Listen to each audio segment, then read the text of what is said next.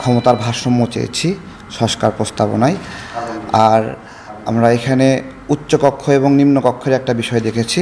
আমাদের দৃষ্টিগোচর হয়েছে যে সংস্কার প্রস্তাবের গুরুত্বপূর্ণ অংশ জুড়ে উচ্চকক্ষ এবং নিম্নকক্ষের বিভিন্ন কাঠামো এবং নকশা নিয়ে।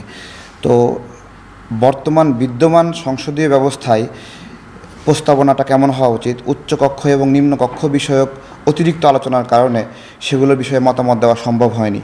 আমরা এই উচ্চকক্ষ ব্যবস্থাপনায় যে অনির্বাচিতভাবে কিছু প্রতিনিধি নেওয়ার সুযোগ রাখা হয়েছে প্রস্তাবনায়, সেটা বিরোধিতা করেছি। আমরা বলেছি যে প্রত্যেকটা প্রতিনিধিকেই নির্বাচিত হয়ে আসতে হবে। এখানে আরও অনেকগুলো বিষয় রয়েছে, যেমন যেই পিআর পদ্ধতিতে আপনার বলা হয়েছে যে উচ্চকক্ষে 100 জন নেওয়া হবে।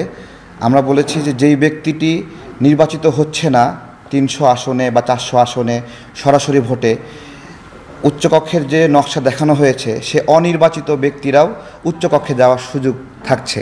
অর্থাৎ একজন জনগণের ম্যান্ডেট পাচ্ছে না, কিন্তু সে উচ্চকক্ষে গিয়ে বসে থাকছে।